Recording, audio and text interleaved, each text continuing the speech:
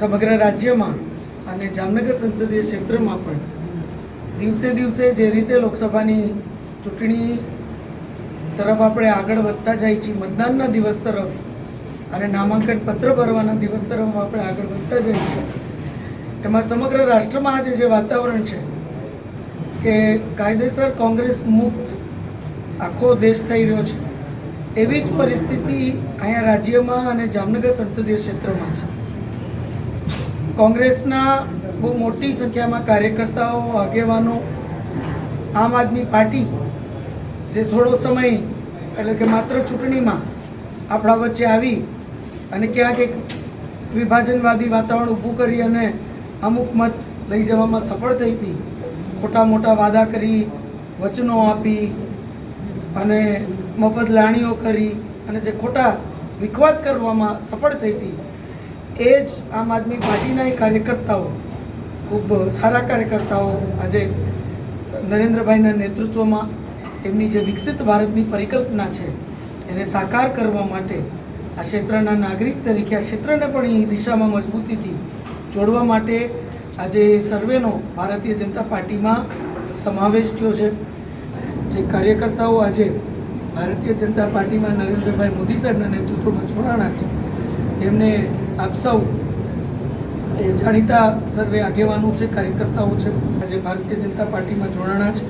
એમાં આમ આદમી પાર્ટીના શહેર અધ્યક્ષ, જેઓ 78 વિધાનસભાના આમ આદમી પાર્ટીના ઉમેદવાર પણ ગત ચૂંટણીમાં હતા, એવા શ્રી કરશનભાઈ ગરમૂર પૂના ભારતીય જનતા પાર્ટીમાં એવા છે.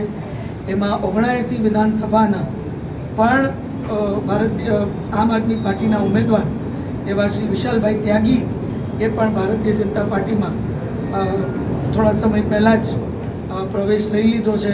એટલે ટૂંકમાં શહેર, જામનગર શહેરની વાત કરું તો એ આમ આદમી પાર્ટી મુક્ત અને કોંગ્રેસ મુક્ત એ દિશામાં અત્યારે આગળ વધી રહ્યું છે. લગભગ એમના કાર્યકર્તાઓ હતાશ થઈ, નિરાશ થઈ અને ભારતીય જનતા પાર્ટીમાં મોદી સાહેબના નેતૃત્વમાં જોડાય છે. અને શહેરના મહામંત્રી આમ આદમી પાર્ટીના એવા ભાઈ શ્રી આશીષભાઈ કંટારિયા, તેઓ પણ એક જાણીતો ચહેરો આપણા શહેરના છે, તેઓ પણ આજે ભારતીય જનતા પાર્ટીમાં આવી ગયા છે.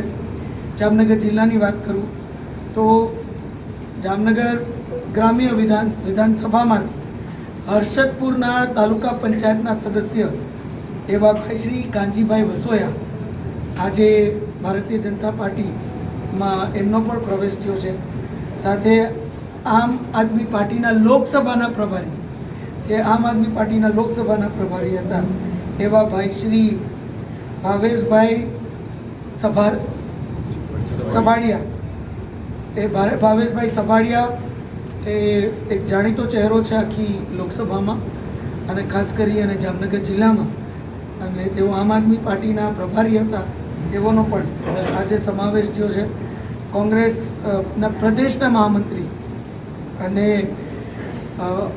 આપ સૌ જેમને ઓળખો જ છો, જેઓ વોર્ડ નંબર 4માંથી કોર્પોરેશન પણ લડેલા છે, એવા સુભાષભાઈ ગુજરાતી, એ પણ આજે કોળી સમાજના આગેવાન પણ છે, તેઓએ પણ ભારતીય જનતા પાર્ટીમાં આજે પ્રવેશ મેળવ્યો છે.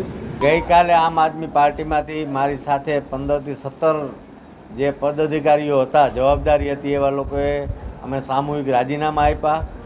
આજે અમે ભારતીય જનતા પાર્ટીમાં આપણા ઉમેદવાર બેન શ્રી પૂનમબેન માડમ, વિવાબા જાડેજા, દિવેશભાઈ અકબરી, આપણા શહેર અધ્યક્ષ વિમલભાઈ, પૂર્વ અધ્યક્ષ હસમુખભાઈ અને આખી જિલ્લાની અને શહેરની ટીમની વચ્ચે અમે જે આ ભારતીય જનતા પાર્ટીમાં પૂર્ણ પ્રવેશ મેળવ્યો છે.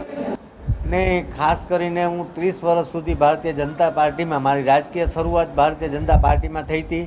મારી વિચારધારા ભારતીય જનતા પાર્ટી સાથે જ હતી. અમુક કારણોસર મેં પાર્ટી મૂકી હતી, પણ મને મારા પરિવારજનો, મારા સગા સંબંધીઓ, સ્નેહીજનો, મારા શુભેચ્છક ટેકેદારોની હંમેશા એક જ માંગણી હતી કે તમે એટલા વર્ષ ભારતીય જનતા પાર્ટીમાં ભોગ આપ્યો છે, તો હવે તમે પાછા ભારતીય જનતા પાર્ટીમાં પ્રવેશ પાછો મેળવો. એટલે મેં પાછો ભારતીય જનતા પાર્ટીમાં પ્રવેશ મેળવ્યો છે.